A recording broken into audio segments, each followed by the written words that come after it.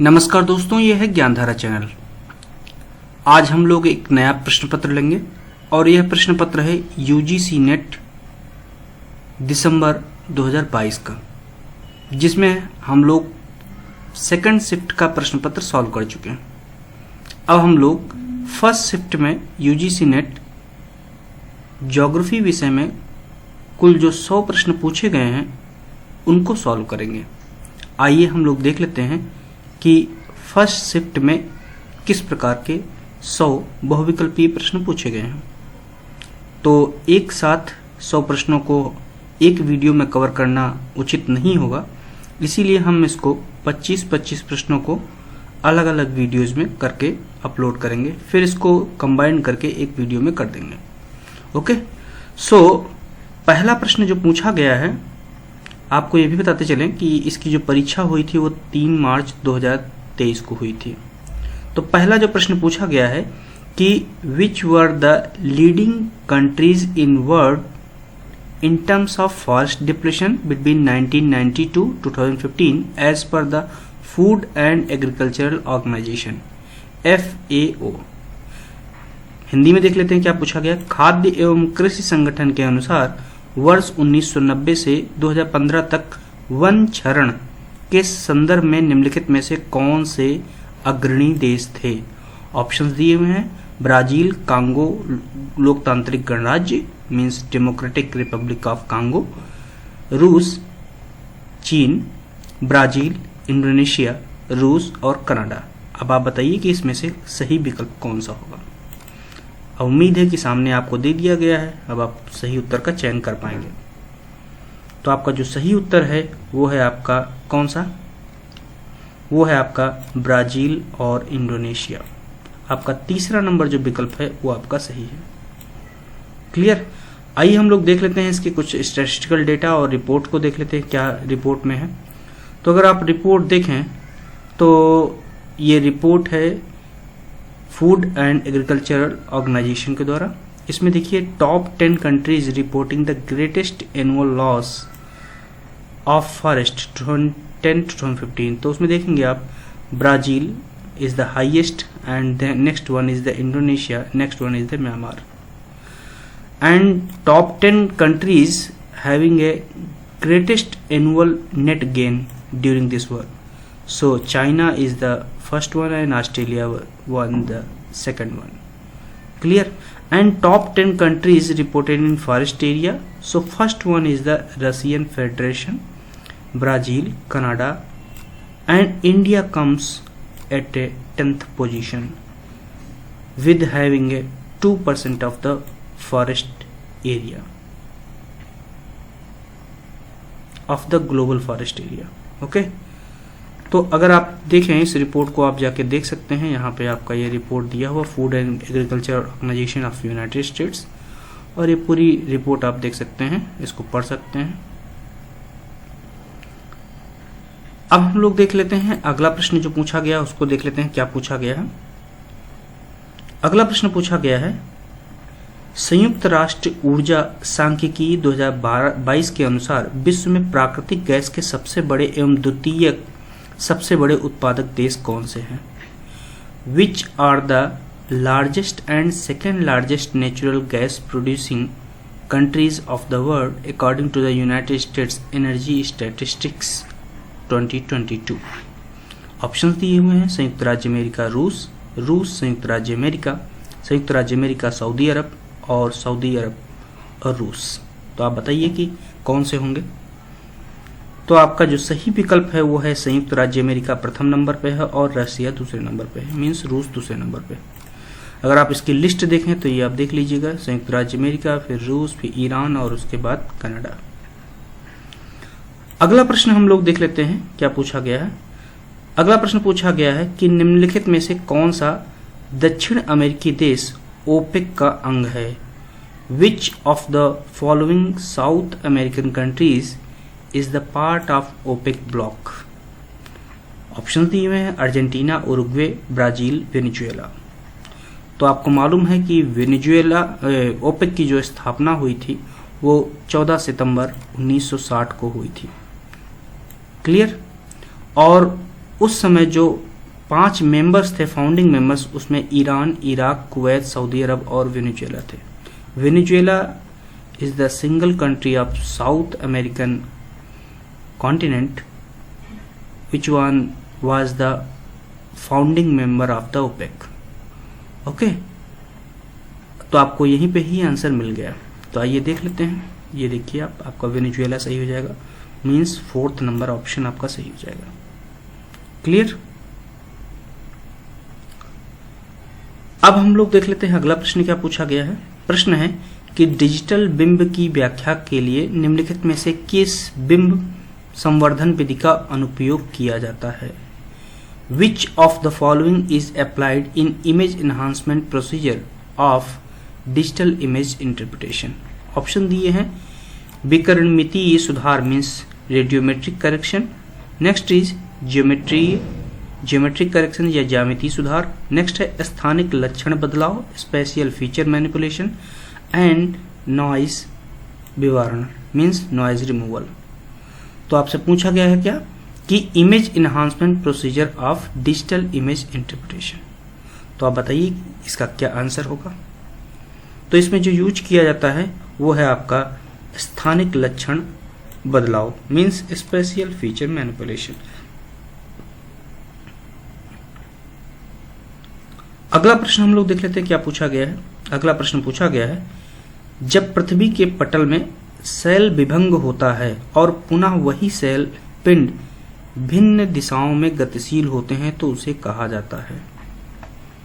English version देख लेते हैं। When rocks fracture in the earth crust and again the same rock masses move in different directions is known as. Option दिए हुए हैं आपके वलन, संधि, भ्रंश या दरार मीन्स फोल्ड, ज्वाइंट, फॉल्ट और क्रैक। अब आप यहाँ पे देख लीजिए जब सेल विभंग होता है और पुनः वही सेल पिंड विभिन्न दिशाओं में गतिशील हो जाते हैं तो ऐसा किस में होता है आप याद करिए। तो आपका जो सही उत्तर है वो है आपका भ्रंश। क्लियर। अगला प्रश्न आपसे पूछा गया है कि निम्नलिखित स्थल रूपों में कौन सा विवर्तनिक बलों के कारण निर्मित होता है। Which one of the following landforms is formed due to tectonic forces? Option दिए हुए हैं रिफ्ट वैली, नेक्स्ट है अंध घाटी, यू आकार की घाटी और वी आकार की घाटी means rift valley, blind valley, U shaped valley and V shaped valley. तो आप बताइए कि इसमें से कौन सा आपका सही आंसर होगा। Due to tectonic forces. तो टेक्टोनिक फोर्सेस में आपका क्या बनता है आपको पता होगा, क्लियर मालूम है। तो वो बनेगा आपका कौन सा, वो बनेगा आपका रिफ्ट घाटी या रिफ्ट वैली। अगला प्रश्न जो है आपसे पूछा गया कि निम्नलिखित में से कौन सा बृहद संचलन का तीव्र प्रकार नहीं है। Which of the following is not a fast type of mass movement. Options दिए हुए हैं सेल गिरना मतलब रॉक फॉल, पंख प्रवाह मीन्स मड फ्लो, सेल परत अवपतन मीन्स बेडरॉक स्लम्प एंड मृदा सर्पण या सॉलिफ्लेक्शन।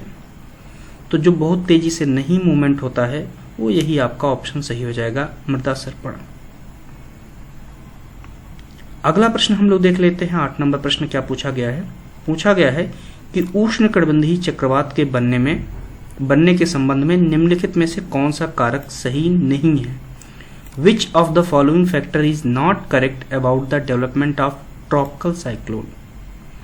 पहला जो आपका स्टेटमेंट दिया है कि उष्णकटिबंधीय चक्रवात निम्न अक्षांशों में भूमध्य रेखा के 5 डिग्री के भीतर समुद्र पर बनते हैं।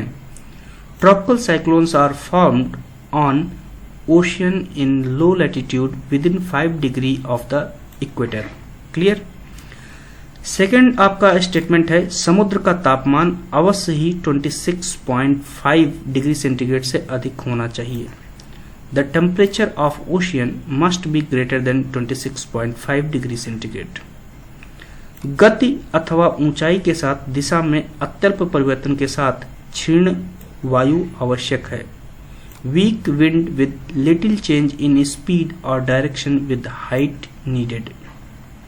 और चौथा और अंतिम कथन है समुद्र के ऊपर वायुमंडल में उच्च आर्द्रता अंश होना चाहिए। The atmosphere over the ocean must have high moisture content. अब देख लीजिए कि आपसे क्या प्रश्न पूछा गया है और क्या आंसर होगा। तो आपका जो सही आंसर होगा वो कौन सा है, आपका पहला होगा, जो कि उष्णकटिबंधीय चक्रवात के बनने के संबंध में सही कारक नहीं है। दिया हुआ है भूमध्य रेखा के 5 डिग्री के भीतर बनते हैं, जबकि 8 डिग्री तक तो बनते ही नहीं, इसीलिए आपका ये गलत हो गया। अगला प्रश्न दिया हुआ है कि कोपेन के जलवायु वर्गीकरण के संबंध में निम्नलिखित में से क्या सही नहीं है। Which of the following is not correct about Köppen's classification, climate classification?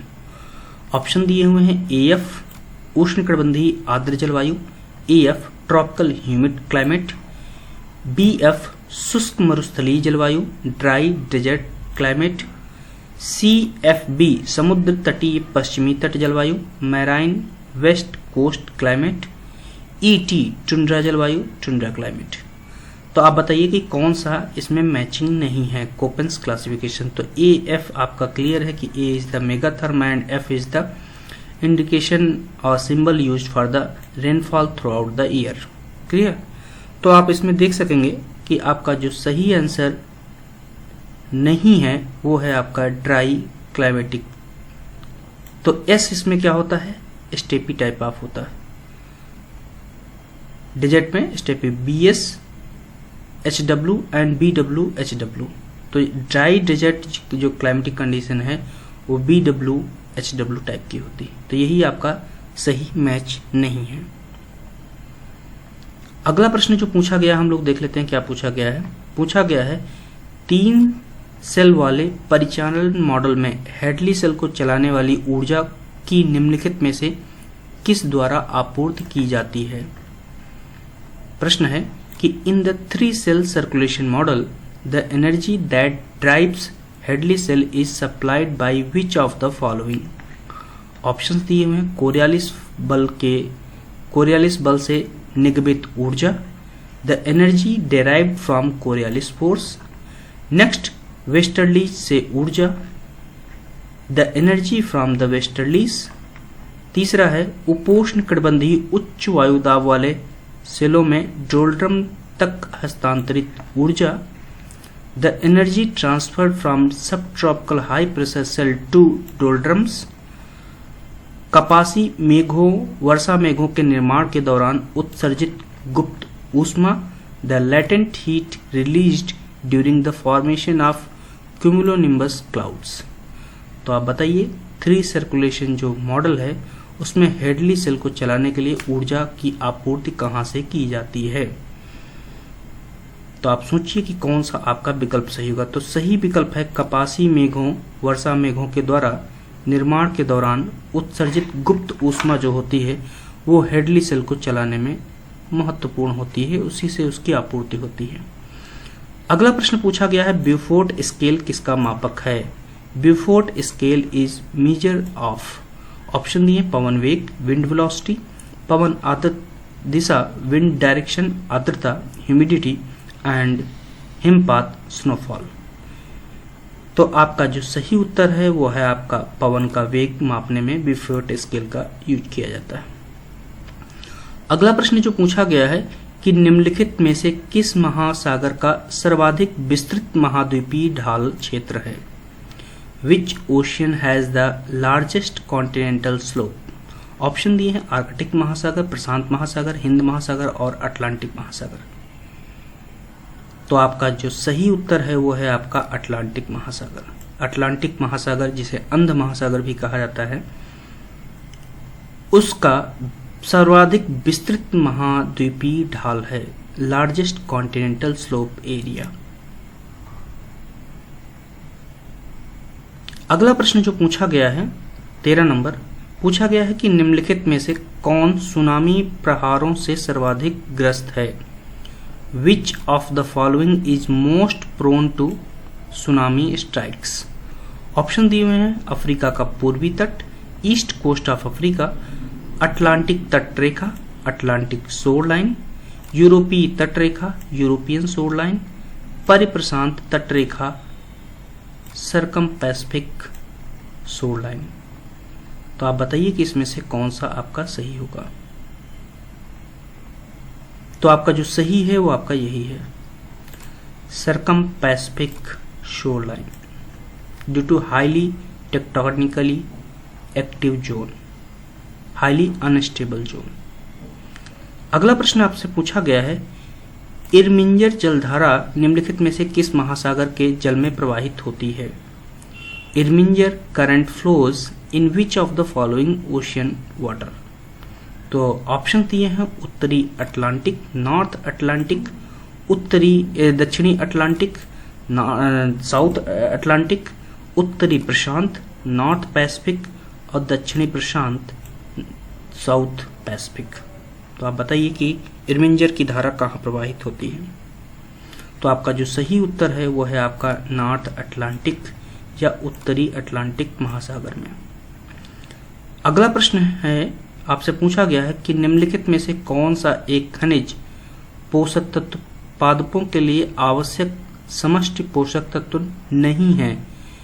Which one of the following mineral nutrients is not a macro nutrient required by plants? Option दिए हुए हैं manganese, magnesium, phosphorus and sulphur. तो आप बताइए कि इसमें से कौन सा सही विकल्प है? तो आपका जो सही विकल्प है वो आपका है मैग्नीज। अगला प्रश्न आपसे पूछा गया है कि निम्नलिखित में से कौन सा विकल्प अधोगामी जनसंख्या के बारे में सही विवरण अभिव्यक्त करता है? Which one of the following option correctly describe the regressive population? पहला स्टेटमेंट है, दीर्घकालिक अपरिवर्तित प्रजनन एवं मृत्यु दर, and unchanging fertility and mortality rate over a long period of time. दूसरा, व्यापक आधार युक्त पिरामिड निर्मित करती बढ़ती जन्म दर एवं उच्च मृत्यु दर, and increasing birth rate and high mortality producing a wide base pyramid. Third, सकरे आधार के पिरामिड निर्मित करती घटती जन्म दर एवं निम्न मृत्यु दर, a declining birth rate and low mortality rate producing a narrow base pyramid.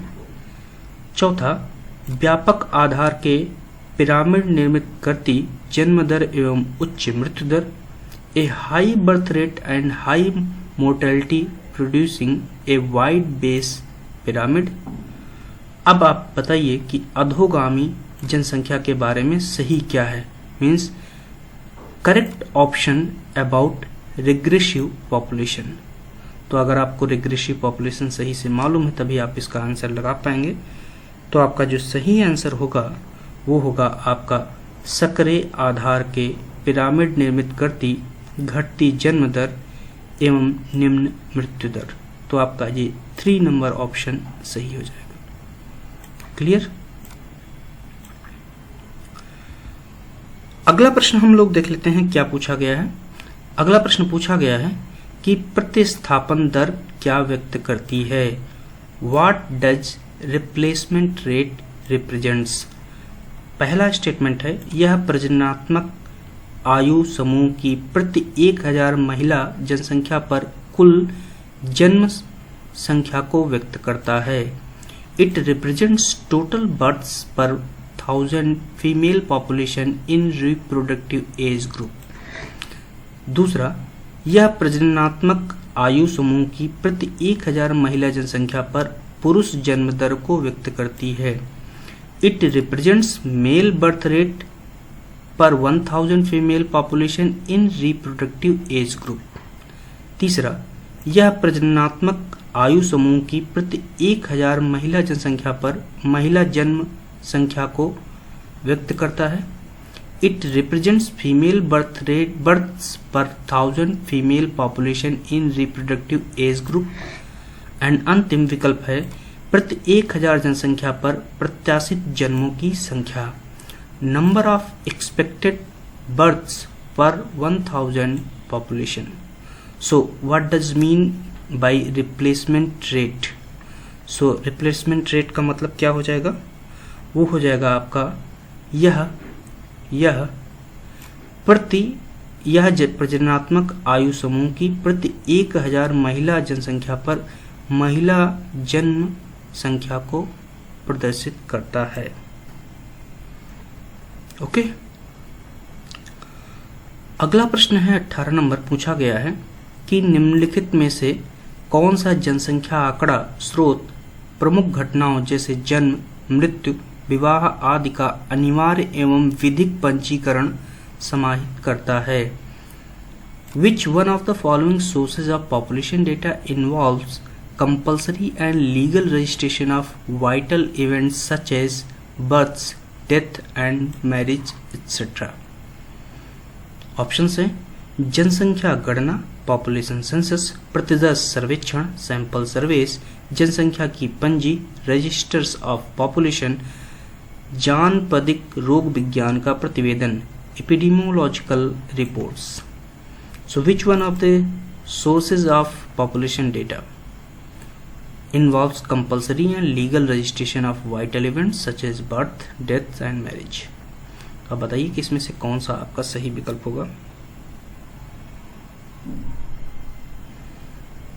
तो आपका जो सही विकल्प है वो है जनसंख्या की पंजी, means registers of population. Registers of population are compulsory source of population data for the legal registration of vital events such as births, death and marriage. 19 number प्रश्न पूछा गया है कि निम्नलिखित में से किस देश में विख्यात औद्योगिक प्रदेश पो नदी बेसिन अवस्थित है। Po river basin is well known industrial region of which of the following countries? Option दिए हैं चीन, तुर्की, इटली, उरुग्वे। तो आपका जो सही विकल्प हो जाएगा वो है आपका इटली। 20 नंबर प्रश्न देख लेते हैं क्या पूछा गया है। पूछा गया है कि निम्नलिखित में से किस विद्वान ने transportation and the social framework कार्य जुड़ा है। Transportation and societal framework work is associated with which of the following scholar. Option दिए हैं Edward Ullman, M.E. Hurst, G.K. Zipf, John Friedmann. अब आप बताइए कि ट्रांसपोर्टेशन एंड सोशल फ्रेमवर्क काम किससे जुड़ा हुआ है। तो ये जो जुड़ा हुआ है वो है M.E. हर्स्ट के साथ। अगला प्रश्न पूछा गया है ट्रक कृषि तथा कारखाना कृषि के क्रमशः प्रमुख उत्पादकों की पहचान करें। Identify the main products of truck farming and factory farming respectively. Options दिए हुए हैं सब्जियां एवं टिम्बर लकड़ी, वेजिटेबल्स एंड टिम्बर वुड्स, मक्का एवं मांस, कॉर्न एंड मीट, सब्जियों एवं कुक्कुट उत्पाद, वेजिटेबल्स एंड पोल्ट्री, फूल एवं फल, फ्लावर्स एंड फ्रूट्स। तो आपका जो सही विकल्प है वो है सब्जियां एवं कुक्कुट उत्पाद, वेजिटेबल्स एंड पोल्ट्री। तो ट्रक कृषि का जो है वो कौन सा है, सब्जियां, और कारखाना कृषि का जो है वो कुक्कुट उत्पाद है। 22 नंबर प्रश्न पूछा गया है कि निम्नलिखित में से कौन सा देश ट्यूलिप पुष्प उत्पादन में विशिष्टीकरण रखता है। Which country specialises in growing tulip flowers. Option दिए हैं नीदरलैंड, डेनमार्क, न्यूजीलैंड एवं लेबनान। अब आप बताइए कि इसमें से सही विकल्प क्या है। तो आपका जो सही विकल्प है वो है आपका नीदरलैंड। अगला प्रश्न पूछा गया है 23 नंबर कि निम्नलिखित स्थानिक बीमारियों एवं क्षेत्रों के युग्म पर विचार करें। Consider the following pairs of localized diseases and area. पहला है अतिपात मस्तिष्क शोध लक्षण पश्चिमी Uttar Pradesh, acute encephalitis syndrome western UP. दूसरा लथाइरस छोटा नागपुर, फ्लोरोसिस गंगा का प्लेन, ये गंगा के प्लेन, एंड घेघा हिमालयी प्रदेश। अब आपसे पूछा गया सही युग्म का चयन कीजिए, choose the correct set of pair. तो ऐसे स्थान जहां पर विशेष प्रकार की स्थानिक बीमारियां पाई जाती हैं उनके जोड़े दिए हुए हैं। तो आपसे पूछा गया कि कौन सा जोड़ा सही है, और उसमें ऑप्शन दिए हैं केवल ए और बी सही है, ए बी सी सही है, बी डी सही और ए सी सही है। तो आप बताइए कि इसमें से कौन सा सही विकल्प होगा। तो ये प्रश्न नंबर है आपका 23। अब इसका जो सही उत्तर है, आप अगर ध्यान से देखें तो आपका एक तो लथाइरस जो कि छोटा नागपुर पठार पाया जाता है, क्लियर, और उसके बाद घेंघा जो हिमालयी प्रदेशों में है। तो आपका जो सही विकल्प हो जाएगा वो हो जाएगा बी और D, clear, means option number 3 आपका सही हो जाएगा। ये क्वेश्चन नंबर है आपका 23। अगला प्रश्न जो पूछा गया है ये देख लेते हैं क्या पूछा गया। 2 और प्रश्न हैं इस वीडियो में। प्रश्न पूछा गया है कि निम्नलिखित में से कौन सा सीमांत क्षेत्र और सीमा के बीच विभेदक प्रतिमान क्रिस्टोफ द्वारा प्रस्तावित नहीं है। Which one of the following parameter is not proposed by Kristof to distinguish frontiers and boundaries. पहला स्टेटमेंट है सीमांत क्षेत्र बहिरोन्मुख होते हैं जबकि परिसीमाएं अंतर उन्मुखी होती हैं। Frontiers are outer oriented whereas boundaries are inner oriented। सीमांत क्षेत्र क्षेत्रफली हैं और परिसीमाएं रेखीय प्रकृति की होती हैं। Frontiers are areal and boundaries are linear in character. सीमांत क्षेत्र केंद्रापसारी बल का प्रकटीकरण है जबकि परिसीमा केंद्राभिसारी हैं। The frontiers is a manifestation of centrifugal forces, whereas boundaries is that of centripetal one। सीमांत क्षेत्र राज्यों के बीच एक समेकन कारक है, परिसीमा इसके विपरीत एक पृथककारी कारक है। A frontier is a integrating factor between state on either side। A boundary on the contrary is a separating factor। अब आपसे पूछा गया है कि कौन सीमांत क्षेत्र और सीमा के बीच विभेदक प्रतिमान क्रिस्टोफर द्वारा प्रस्तावित नहीं किया गया। क्रिस्टोफ द्वारा, तो क्रिस्टोफ द्वारा कौन प्रतिपादित नहीं किया गया है आप बताइए। तो वो है आपका सीमांत क्षेत्र क्षेत्रफली हैं जबकि परिसीमाएं रेखीय प्रकृति की होती हैं। ये क्रिस्टोफ द्वारा नहीं बताया गया है, नहीं प्रपोज किया गया है, और ये एक पैरामीटर नहीं है फ्रंटियर्स और बाउंड्रीज, यानी कि सीमांत क्षेत्र और सीमा को विभाजित करने के। तो आपका 2 नंबर प्रश्न, 2 नंबर ऑप्शन सही हो जाएगा। और इस वीडियो का अंतिम प्रश्न हम लोग देख लेते हैं। आगे के 25 प्रश्न हम लोग अगले वीडियो में कवर करेंगे। अगला प्रश्न है कि निम्नलिखित में से कौन से जानकारी राष्ट्रीय जनसंख्या रजिस्टर भारत की जनगणना 2011 में नहीं संग्रहित है। Which one of the following information is not collected as a part of National Population Register (NPR) Census of India 2011? Option दिए हैं जन्म दिनांक, डेट ऑफ बर्थ, शैक्षिक स्तर, एजुकेशनल स्टेटस, लिंग, सेक्स, पॉपुलेशन, जन आधार संख्या, आधार नंबर। तो ये तो आपको मालूम ही होगा कौन सा है। तो आधार संख्या जो है वो पॉपुलेशन, नेशनल पॉपुलेशन रजिस्टर में कलेक्ट नहीं होता है, उसका एक पार्ट नहीं होता है। तो 26 नंबर प्रश्न मैं आपके सामने रख देता हूं, इसको आप देखिएगा और इसका कमेंट बॉक्स में पोस्ट करिएगा आंसर क्या है। प्रश्न पढ़ देता हूं कि निम्नलिखित में से कौन सा पवित्र